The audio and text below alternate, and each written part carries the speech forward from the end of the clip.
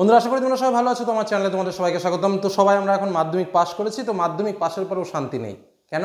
এবার স্যার কোন সাবজেক্ট নিয়ে পড়তে হবে, সামনে আমরা কি করব, কোন সাবজেক্ট নিয়ে পড়লে ভালো হয়, আর্টস নেবো না সায়েন্স নেবো না কমার্স নেবো। বাবা বলছে আর্টস, মা বলছে সায়েন্স, ওদিকে ঠাকুমা বলছে না আমার একটু কি বলে মিউজিশিয়ান হলে ভালো হয়। তো এই হলো আমাদের বাস্তবিক চিত্র। আর আমার মনটা বলছে আমি যদি ছবি আঁকাতাম তাহলে আমার ভালো লাগতো। অর্থাৎ আমাদের পরিবারের যেটা মূল বিষয় হয়, বিশেষ করে বেশিরভাগ মধ্যবর্তী ফ্যামিলি যেগুলো আমরা আছি, তাদের সংসারের এই হাল যে মনের মতো সাবজেক্ট আমার চুজ করার অধিকার থাকে না। আমার সাবজেক্টটাকে পছন্দ করে দেয় অন্য কেউ। সেটা হতে পারে আমার বাবা, হতে পারে আমার শিক্ষক, বা আমার কোনো অন্যান্য বন্ধুবান্ধবকে দেখে আমি অতি উৎসাহে সেই সাবজেক্ট নিয়ে পড়তে শুরু করি। এটাই হলো আমাদের চরম ভুল এবং সামনে এগোনোর প্রথম ব্যর্থতার একটা পদক্ষেপ। কেন বলছে এই কথাটা? যাকে তুমি ভালোই বাসো না, যাকে তোমার পছন্দই হয় না, তুমি তাকে নিয়ে সারাটা জীবন চলবে কি করে? বেশ প্রশ্ন। এটাই হলো মূল কথা। কি নিয়ে পড়বো এই প্রশ্নটা আমাকে নয়, এই প্রশ্নটা তোমার টিচারকে নয়, এই প্রশ্নটা তোমার পরিবারকে নয়, এই প্রশ্নটা তুমি তোমাকে করো যে আমি কি নিয়ে পড়বো, আমার কি ভালো লাগে, আমার কি আর্টস ভালো লাগে, আমার কি সায়েন্স ভালো লাগে, আমার কি কমার্স ভালো লাগে। কমার্স মানে কি জানি না স্যার, কমার্স তো কোনো দিন পড়িনি। একদম সংক্ষেপে বলি, কমার্স হচ্ছে একটা বিজনেস এর ওপরে বিষয়, মূলত বিষয়গুলো অঙ্কের ওপর দাঁড়িয়ে আছে, একদম পরিষ্কার। তার সঙ্গে একটা মানে যেটা অসত্য হলেও সত্য তোমাকে মেনে নিতে হবে, সেটা হচ্ছে কমার্সে যদি বাবার একটু পয়সা কড়ি থাকে তাহলে কমার্সের দিকে যাওয়া ভালো, কিন্তু বাবা মার যদি পয়সা কড়ি একটু ডাউন থাকে তাহলে বেশি কমার্স করে লাফিয়ে খুব বেশি একটা লাভবান হওয়া যায় না। কারণ কমার্সের পরে বিবিএ এমবিএ এসব যদি তুমি না করতে পারো, ঠিক ভালো একটা জায়গায় পৌঁছানো যায় না। আছে, যায় না তা না, কথাটা ভুল বললাম, যায় হয়তো, কিন্তু সেটা হার্ড অ্যান্ড সোল ট্রাই করতে হয়। কারণ মূল জায়গাটা একটু পয়সা খরচ, একটু প্রফেশনাল বিভিন্ন কোর্সগুলো রয়েছে, যেটা করলে তুমি অনেক অনেক বেনিফিট পাবে। এটাই হলো কমার্স। এবার আসা যাক মূল আলোচনায়। তাহলে স্যার আমি কি নেবো, সায়েন্স নেবো না আর্টস নেবো না কমার্স নেবো? প্রথম কথা, তোমার অ্যাম্বিশন তোমাকে নির্দিষ্ট করতে হবে, আমি কখনো বলবো না। অনেকে হয়তো থাম্বনেল দেখে ভেবেছো স্যার আমাকে বলে দেবে আমি আর্টস নেবো না কমার্স নেবো না সায়েন্স নেবো। এবার আমি তোমাকে বলছি, আমি ইম্পসিবল ব্যাপার, আমি কেন, ভগবান এসেও তোমাকে বলতে পারবে না তোমার কি ইচ্ছা। তার কারণ তোমার মন কি চাইছে সেটা তুমি উত্তর দেবে। এবং আমি পরিষ্কারভাবে বলি, আমি প্রত্যেক গার্জিয়ানকে, আমার চেনা জানা যত আছে, অনেকেই আমার কাছে সাজেশন নিতে আসে, সে বাড়িতে আসুক বা স্কুলে আসুক বা রাস্তায়, যে আমার ছেলেটাকে কী নিয়ে পড়াবো। আমি একটাই বাক্যে উত্তর দিই যে আপনি পড়বেন না আপনার ছেলে মেয়ে পড়বে। কারণ যে পড়বে সিদ্ধান্তটা তার, সিদ্ধান্তটা আমার হতে পারে না। এটাই হলো মূল কথা। তোমার ভালো লাগাটা তোমাকে নির্দিষ্ট করতে হবে যে তোমার সায়েন্স পড়তে ভালো লাগে, তোমার মাধ্যমিকে তুমি যে সায়েন্স পড়েছো সেটা তোমার কেমন লাগতো, নিজেকে প্রশ্ন করো। যদি ভালো লাগতো অলওয়েজ সায়েন্স ওয়েলকাম, যদি খারাপ লাগে ছেড়ে দাও। যদি তোমার ম্যাথ রিলেটেড বা একটু লজিক্যাল বিষয় পছন্দ হয় অবশ্যই সায়েন্সের দিকে যাও। কিন্তু যদি ম্যাথ রিলেটেড সেই ধরনের বিষয়, ইকুয়েশন, সূত্র, তারপরে তোমার ফিজিক্সের যে লগুলো রয়েছে সেই বিষয়গুলোর উপরে যদি গাঢ়ত্ব কম থাকে, তোমার যদি বুঝতে কষ্ট হয়, তাহলে তুমি পরিষ্কার বুঝে নিতে পারো যে না, আমার সায়েন্সে খুব বেশি একটা লাভবান হবে না। আরও একটা কথা মনে রেখো, মাধ্যমিকের যে সায়েন্স পড়েছো আর উচ্চ মাধ্যমিকের যে সায়েন্স, দুটো বিষয়ের মধ্যে কিন্তু আকাশ আর পাতাল পার্থক্য। মানে আমি তোমাকে ব্যক্তিগতভাবে বলি, একদম ওপেন, সেটা হচ্ছে আমি মাধ্যমিকে যখন পরীক্ষা দিয়েছিলাম ফিজিক্সে, আমি ফিজিক্যাল সায়েন্সে আমি পেয়েছিলাম হচ্ছে তোমার ভৌতবিজ্ঞানে 96 মার্ক পেয়েছিলাম, ঠিক আছে। উচ্চ মাধ্যমিকেও কিন্তু আমি সায়েন্স নিয়ে পড়াশোনা করেছি, এবং কিন্তু উচ্চ মাধ্যমিকে যখন আমি ক্লাস 11-এ সায়েন্স নিয়ে পড়ছি, তখন স্বাভাবিকভাবে 2-3 মাস পড়ার পর আমার ট্রেনের অবস্থা খারাপ হয়ে যাচ্ছে, হ্যাং হয়ে যাচ্ছে, আমি কিছু ধরতে পারছি না। যতক্ষণ টিচারের সামনে আছি ততক্ষণ বুঝতে পারছি, বাড়ি এসে আর বুঝতে পারছি না। মানে বিভৎস সমস্যার মধ্যে। আমি তখন ভাবলাম যে না, এ আমার দ্বারা হবে না।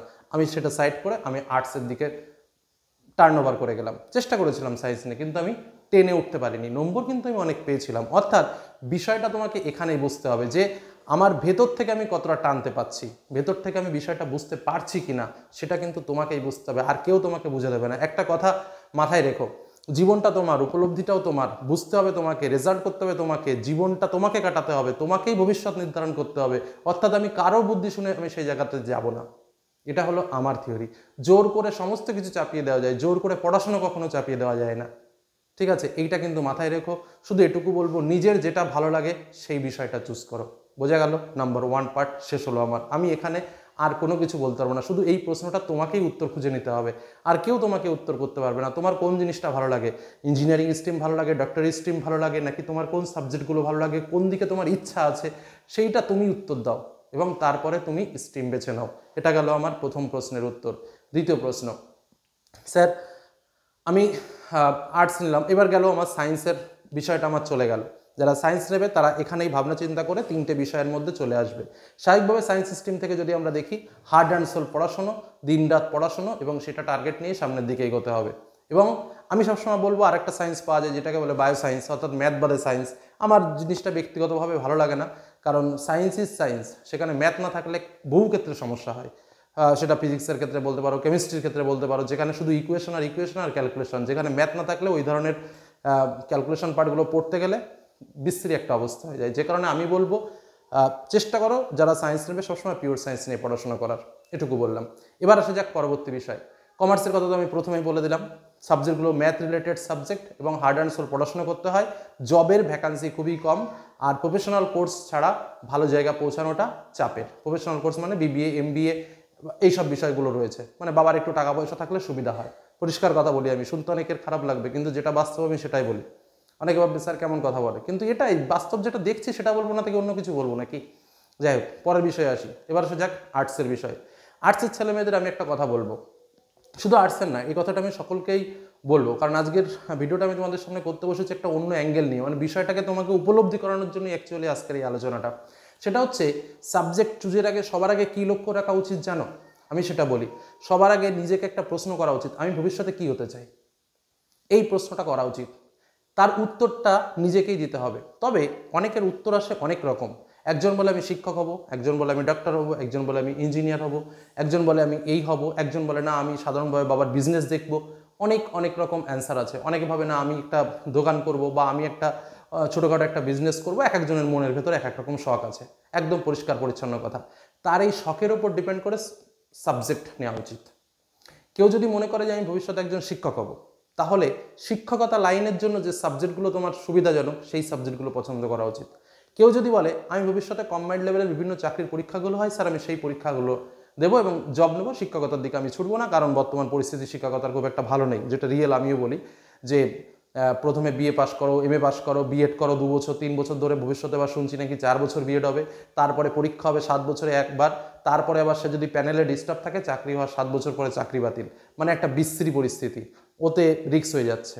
ওর থেকে আমি বিভিন্ন সেন্ট্রাল গভর্নমেন্টের জব হয়, অন্যান্য গভর্নমেন্টের জব হয়, এই ধরনের টেন্ডেন্সি যাদের আছে তাদের আবার ভাবনা চিন্তাটা অন্যরকমভাবে নিতে হবে। অর্থাৎ আমার ভবিষ্যৎটা কি, আমার ভবিষ্যৎ টার্গেটটা কি, সেই জায়গাটা আগে ফিক্সড হতে হবে। এবার একটা কথা তোমাদের বলে রাখি, দু নৌকায় পা দিয়ে পথ চলা যায় না। কেন বললাম কথাটা? তার কারণ অনেক ছাত্রছাত্রী ভাবে যে আমি পড়াশোনা করতে করতে এগিয়ে যাই, যদি পারি আমি একটু মাস্টার হয়ে যাব, আর যদি মাস্টার না হতে পারি তাহলে একটা রেলের যে কোনো একটা চাকরি জুটিয়ে নেব। কথাটা কি? মানে আমি কি করব আমি নিজেই জানি না। অ্যাকচুয়ালি এইগুলোই পড়ে হচ্ছে সব থেকে বড় বিপাকে। কেন বললাম? কারণ আমি কি হব আমার অ্যাম্বিশন জানি না। মানে মাঠে ফুটবল খেলা হবে কিন্তু গোল পোস্ট নেই, এটা হতে পারে কখনো? ফুটবল খেলতে গেলে তো গোল পোস্ট লাগবেই, কি বিষয়টা তো তাই। তো আমার উদ্দেশ্য যদি না থাকে আমি সফল হবো কি করে? উদ্দেশ্যহীন মানুষ কি, একটা পাগল মানুষ বলা হয় ওটাকে। তো আমি সেটাই বলছি, আমার উদ্দেশ্যটাকে নির্দিষ্ট করতে হবে। আমি কম্বাইন্ড লেভেলে জব করবো, আমি বিসিএস ইউপিএসসি এসবের জন্য খাটবো, এক একটা টার্গেট রাখতে হবে এবং সেই টার্গেটের পিছনে ছুটে চলতে হবে। কি বললাম বোঝা গেল? এবং সেইভাবে আমাকে সাবজেক্টটা চুজ করতে হবে। মাধ্যমিকে আমাদের কি ছিল? একটা গড সাবজেক্ট যেটা আমরা সবাই মিলে পড়াশোনা করেছি। উচ্চ মাধ্যমিকে প্রচুর সাবজেক্ট। উচ্চ মাধ্যমিকের যদি তোমরা সাবজেক্ট শুনতে চাও, সব মিলে মনে হয় 62 না 63টা সাবজেক্ট আছে। এক একটা স্কুলে সমস্ত সাবজেক্ট নেইও। এক একটা স্কুলে হয়তো 10টা 12টা 14টা 15টা সাবজেক্ট আছে। আমার স্কুলে 17টা সাবজেক্ট আছে। এর থেকে বেশি সাবজেক্ট আর কটা স্কুলে থাকবে? যার স্কুল খুব স্ট্যান্ডার্ড স্কুল, খুব বড় স্কুল, খুব উচ্চমানের স্কুল, সেখানে হয়তো 20 থেকে 25টা সাবজেক্ট আছে। ফাইন আর্টস সারা পশ্চিমবঙ্গে 3টে না 4টে স্কুলে রয়েছে। তারপরে তোমার মিউজিক সারা পশ্চিমবঙ্গে 3টে না 4টে স্কুলে রয়েছে। এগ্রিকালচার সারা পশ্চিমবঙ্গে 5টা স্কুলে রয়েছে। কোথায় খুঁজে পাবা এসব সাবজেক্ট? বুঝতে পারছো? উচ্চ মাধ্যমিকের কথা বলছি। তো কিছু কিছু সাবজেক্ট আছে যেগুলো একদম খুব অল্প অল্প স্কুলে, যা খুঁজে পাওয়া যায় না, আর পাওয়া গেলে সেটা খুব আনন্দের বিষয়। তো যাই হোক, আমি এইসব সাবজেক্টগুলো নিয়ে আলোচনা করছি না, একদম বেসিক কথাই বা তোমাদের মূল জায়গাতে আসি। দেখো, তোমাদের মনের যে ছোট্ট ডিমান্ড, সেই ছোট্ট ডিমান্ড অনুযায়ী কিছু কথা বলি।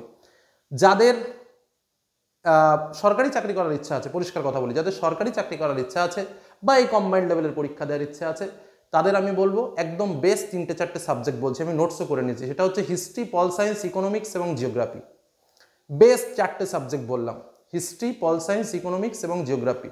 এই 4টে সাবজেক্টের মধ্যে চুজ করো। আর বাংলা ইংলিশ তো কমন সাবজেক্ট। যাদের গভর্নমেন্ট জবের টার্গেট রয়েছে। একদম বেস্ট কথা আমি তোমাদের বললাম, গভর্নমেন্ট জব মানে কম্বাইন্ড লেভেলের জব। বোঝা গেল কি বললাম? বিশেষ করে প্রথম তিনটে অর্থাৎ হিস্ট্রি, পল সায়েন্স, ইকোনমিক্স, কারণ তুমি যে পরীক্ষায় দিতে যাও না কেন ঘুরে ফিরে এই সাবজেক্টগুলো তোমার লাগবে। বোঝা গেল কি বললাম? নেক্সট, আমি যে কথাগুলো বলছি প্রত্যেকটা কথা মূল্যবান, বুঝে নেবে। ফোর্থ সাবজেক্টের কথা পরে বলছি, যে ফোর্থ সাবজেক্ট নেওয়া ঠিক না ভুল সেটা নিয়ে পরে আলোচনা করছি। ভিডিওটা একটু লং হচ্ছে কিন্তু আশা করি মূল্যবান হবে তোমার জন্য। নেক্সট, যারা ভবিষ্যতে টিচিং প্রফেশনে যেতে চাও, যে আমি কলেজে পড়াবো, স্কুলে পড়াবো, প্রাইমারিতে পড়াবো, সে মনের ইচ্ছা থাকতেই পারে, তাদের জন্য আমি বলবো তোমার যে সাবজেক্টটা প্রিয়, অর্থাৎ ধরো তুমি তো মনে করো যে আমি বাংলাতে শিক্ষক হতে চাই, বা ইতিহাসে শিক্ষক হতে চাই, বা ভূগোলের শিক্ষক হতে চাই, বা বায়োলজিতে শিক্ষক হতে চাই, এরকম তো তোমার একটা টার্গেট তো থাকবে যে আমি এই সাবজেক্টের উপর আমার দক্ষতা অর্জন করার ইচ্ছা আছে। তোমাকে কি বলবো, শুধুমাত্র সেই সাবজেক্টটাকে চুজ করো। সেই সাবজেক্টটা, সাপোজ আমার কথা, আমার জিওগ্রাফি ভালো লাগে বা আমার বাংলা ভালো লাগে, আমার জিওগ্রাফিতে অনার্স নিয়ে পড়াশোনা করলেও সত্যি কথা বলতে আমার বাংলা সব থেকে প্রিয় সাবজেক্ট। তো আমি বললাম আমার বাংলা খুব ভালো লাগে, তাহলে আমাকে কি করা উচিত, বাংলাটা আমাকে, তো ওটা তো ফ্রি সাবজেক্ট, বাংলার কথা আমি বাদ দিলাম, ধরো আমার জিওগ্রাফি পড়তে ভালো লাগে বা জিওগ্রাফি নিয়ে আমি পড়বো, তাহলে কি আমার বেস্ট সাবজেক্ট জিওগ্রাফিটা আমি নেব। জিওগ্রাফি নেওয়ার সঙ্গে সঙ্গে আর দুটো সাবজেক্ট আমি কি নেব, টিচিং প্রফেশনে যদি আমার যাওয়ার ইচ্ছা থাকে আমি বলবো আজ যে দুটো সাবজেক্ট নেব সেই দুটো সাবজেক্ট যেন আমার স্কোরিং সাবজেক্ট হয়। কি বললাম, স্কোর মানে যাতে প্রচুর পরিমাণে নম্বর উঠবে, একটু কম পড়াশোনা করে বেশি নম্বর উঠবে, সেই ধরনের সাবজেক্ট আমি চুজ করব। যেমন কি কি স্কোরিং সাবজেক্ট আছে, ফিলোসফি, প্রচুর নম্বর ওঠে কিন্তু ভবিষ্যৎটা খুব একটা উন্নত নয়, কারণ ওখান থেকে চাকরির পরীক্ষায় জীবনে একটা প্রশ্নও আসবে না। কি বললাম, বোঝা গেল? আচ্ছা, কিন্তু নম্বরিং খুব স্কোর, সংস্কৃত খুবই স্কোরিং সাবজেক্ট। তারপরে ধরো স্কোরিং সাবজেক্ট আরও বলতে গেলে কম্পিউটার অ্যাপ্লিকেশন খুবই স্কোরিং সাবজেক্ট, এনভায়রনমেন্টাল স্টাডিজ খুবই স্কোরিং সাবজেক্ট। এই ধরনের সাবজেক্টগুলোর ভেতরে সাবজেক্ট চুজ করবো। কিন্তু অনার্স সাবজেক্টটাতে আমি চুজ করবো, অনার্স ধরো আমার ইতিহাস ভালো লাগে, তাহলে আমি ইতিহাসটা নেব। ইতিহাসের সঙ্গে আরও এমন দুটো বা তিনটে সাবজেক্ট আমি নেব যে সাবজেক্টগুলোতে যেন আমার প্রচুর নম্বর ওঠে। জাস্ট এটাই টার্গেট। কেন বলছি এই কথাগুলো, কারণ আমাকে একটা ভালো কলেজে অনার্স নিতে হবে, আমার টার্গেটটা ওটাই থাকার দরকার যে আমার সাবজেক্টিভ নলেজটা আমার বেশি হতে হবে। এটা হলো টিচিং প্রফেশনের লক্ষণ। বোঝা গেল কি বললাম? নেক্সট, যেমন আমি বলি আমার ব্যক্তিগত কথা বলি, আমি উচ্চ মাধ্যমিকে প্রচুর নম্বর পেয়েছিলাম। তার কারণটা কি, আমি আর্টস, প্রথমে সায়েন্স নিয়ে পড়েছিলাম তোমাদের বললাম, তারপরে আমি যথারীতি আর্টসের ভেতরে ঢুকেছিলাম। আমি নিয়েছিলাম জিওগ্রাফি ছিল আমার, আচ্ছা বায়োলজি ছিল আমার, তারপরে কম্পিউটার অ্যাপ্লিকেশন ছিল আমার, আর ফিলোসফি ছিল আমার। তো এই যে সাবজেক্টগুলো ছিল চারটেই স্কোরিং সাবজেক্ট। তো সেই সময় আমি প্রচুর নম্বর পেয়েছিলাম, অর্থাৎ গভর্নমেন্ট কলেজে প্রথম সারিতে চান্স পেয়েছিলাম। তো এইটা হলো মূল বিষয়, যে আমার যদি অনার্সের টার্গেট নিতে হয় তাহলে আমার স্কোর দরকার, না হলে আমি ভালো কলেজে চান্স পাবো না। এটা কিন্তু টার্গেট রাখতে হবে। নেক্সট, পরবর্তীতে আসি। অনেক ছেলে মেয়ে এই কথাটা ভাবছো যে স্যার সব থেকে কম পড়ে ভালো রেজাল্ট করা যাবে কিসে? দেখো, তোমাদের কিন্তু সিলেবাস পরিবর্তন হয়েছে, টোটাল একটা নতুন সিলেবাসের উপর তোমরা পরীক্ষা দেবে, তোমাদের কিন্তু পড়াশোনা করতে হবে, সেমিস্টার সিস্টেম রয়েছে তোমাদের। তবু আমি তোমাদের জন্য কটা সাবজেক্ট বলছি, নোটস করে নিয়েছি আমি, হিস্ট্রি, পল সায়েন্স, এডুকেশন, সংস্কৃত, এনভায়রনমেন্টাল স্টাডিজ। কি বললাম, আবারও বলছি, হিস্ট্রি, পল সায়েন্স, এডুকেশন, সংস্কৃত এবং এনভায়রনমেন্টাল স্টাডিজ। এই কটা সাবজেক্টের দিকে বেশি নজর রেখো, খুবই নর্মাল সাবজেক্ট, খুব বেশি কঠিন না। অনেকে বলবে স্যার আপনি ফিলোসফি বললেন না কেন? ফিলোসফি সত্যি সহজ সাবজেক্ট, কিন্তু ফিলোসফি লজিকে ভর্তি।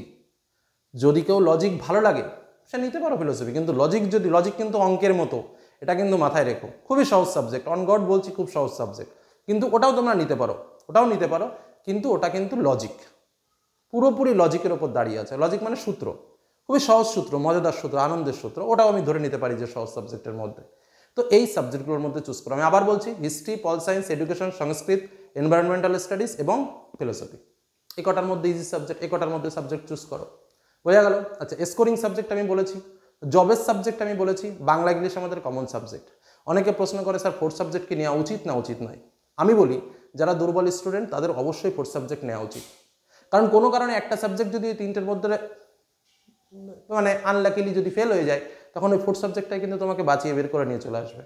আবার এরকম অনেক দেখেছি যে ফোর্থ সাবজেক্টের নম্বর বেশি পেয়েছে মেইন সাবজেক্টগুলোর থেকে, তখন কলেজে ভর্তির ক্ষেত্রে বা অন্যান্য হিসাব নিকাশের ক্ষেত্রে দেখা যায় ফোর্থ সাবজেক্টকে মেইন বলে গণ্য করে দেখা হচ্ছে। তো সেক্ষেত্রে কিন্তু অনেক লাভবান হওয়া যায়। এবং তার থেকে বড় কথা, একটা সাবজেক্ট তো আমার জানা হলো, একটা সাবজেক্টের জ্ঞান সম্পর্কে আমাদের একটু বেশি অকাবহাল হলো, তাতে সমস্যা কী আছে? বিশেষ করে যারা ভবিষ্যতে জব টার্গেট রাখবে, যারা চাকরি করতে চায় সরকারি, তাদের তো বলবো অবশ্যই ফোর্থ সাবজেক্ট রাখা উচিত, কারণ একটা সাবজেক্ট যদি আমি বেশি জানতে পারি তাতে আমার অসুবিধাটা কোথায়? এই হলো মূল আলোচনা এবং এই হলো মূল বিষয়। আমি ছোট্ট একটা আলোচনার মধ্যে জাস্ট কিছু কিছু পয়েন্ট তোমাদের সামনে তুলে ধরলাম। গভর্নমেন্ট জবের একটা সেক্টর বললাম, আর্টস সায়েন্স কমার্স নিয়ে কী ভাবনা চিন্তা করবে সেটা আমি আলোচনা করলাম, ইজিয়েস্ট সাবজেক্ট কী কী রয়েছে সেটা বললাম, স্কোর বললাম। আর একটা বিষয় বাদ রয়েছে, কী সেই বিষয়? কত মার্কে কোন সাবজেক্ট পাবো। একদম সহজ কথায় বোঝে, একদম সহজ কথা, এর থেকে সহজ কথা আর বলতে পারবো না। সেটা হচ্ছে যে সাবজেক্টে প্র্যাকটিক্যাল মার্ক, প্রজেক্ট নয় কিন্তু, প্র্যাকটিক্যাল মার্ক 30 বা তার বেশি আছে। আবারও বলছি, যে সাবজেক্টে প্র্যাকটিক্যাল মার্ক 30 বা তার বেশি আছে সেই সাবজেক্টগুলোর জন্য মাধ্যমিকে 35 করে মার্কস লাগে। বোঝা গেল কি বললাম? জিওগ্রাফিতে প্র্যাকটিক্যাল আছে 30 মার্কের, অর্থাৎ ওটাতে তোমার 35 নিয়ে ভর্তি হতে হবে। ম্যাথে 35 না পেলে তুমি উচ্চ মাধ্যমিকে ম্যাথ পাবে না। ভৌত বিজ্ঞানে তুমি 35 না পেলে উচ্চ মাধ্যমিকে ফিজিক্স বা কেমিস্ট্রি পাবে না। জীবন বিজ্ঞানে যদি তুমি মাধ্যমিকে 35 না পাও তাহলে উচ্চ মাধ্যমিকে বায়োলজি পাবে না। বোঝা গেল কি বললাম? ঠিক এই হলো মূল বিষয়। অর্থাৎ প্র্যাকটিক্যাল বেস সাবজেক্টগুলোতে 35 করে মার্কস লাগে, আর অন্যান্য সাবজেক্ট যেগুলো প্রজেক্ট মার্ক মূলত, সেক্ষেত্রে কোনো সাবজেক্টের প্রয়োজন হয় না। এটাই হলো মূল বিষয়, এটাই হলো মুখ্য বিষয়। এবার অনেকে বলতে পারো, স্যার আমার স্কুলে তো আমি 35 পেয়েছি, আমাকে সাবজেক্ট দিচ্ছে না। তো সেটা আনফর্চুনেটলি সেটা তোমার ব্যাড লাক। তোমার সেই স্কুল না দেখে তোমার পাশে অন্য স্কুল খোঁজ করতে হবে, কারণ স্কুলেও তো একটা সিট আছে যে আমার স্কুলে আমি 60 জন পড়াতে পারবো, আমার স্কুলে আমি 50 জন পড়াতে পারবো। সেই ক্ষেত্রে কি করে, স্কুল নিজেদের মতো করে একটা র্যাঙ্ক কার্ড তৈরি করে কিছু কিছু ছেলে মেয়েকে বেছে নেয়। তবে সেই স্কুল না পেলে অন্য স্কুলে ট্রাই করো, পেয়ে যাবে, কোথাও না কোথাও ঠিকই পেয়ে যাবে। এটুকু বললাম। তো আশা করি আজকের এই আলোচনাটা একটু লং হলো, কিন্তু তোমাদের সামনে বিভিন্ন বিষয়গুলো তুলে ধরতে পারলাম। এবার নিজে ভাবো, নিজে বোঝো, নিজে সিদ্ধান্ত নাও। কারো সিদ্ধান্তের দ্বারা অনুপ্রাণিত হয় না, এমনকি আমারও না। আমি যে কথাগুলো বললাম ভালো যদি না লাগে অ্যাভয়েড করে বেরিয়ে যাও। একদম পরিষ্কার পরিচ্ছন্ন কথা, অ্যাভয়েড করে বেরিয়ে যাও। নিজে ভাবো, কারোর কথা শোনো না, নিজের কথা শোনো। নিজে ভাবো তুমি সায়েন্স নেবে না, আর্টস নেবে না, কমার্স নেবে, তুমি কি কি সাবজেক্ট নেবে, এগুলো নিজে ভাবো, নিজে ভেবে সিদ্ধান্ত নাও। বোঝা গেল কি বললাম? চলো আজকের মধ্যে শেষ করছি। Best of luck. আশা করি ভালোই কিছু সিদ্ধান্ত নেবে, তবে অবশ্যই জানিও কি কি সাবজেক্ট নিয়ে সামনের দিকে এগোচ্ছ। সঙ্গে আছি, সঙ্গে থাকবো। ধন্যবাদ।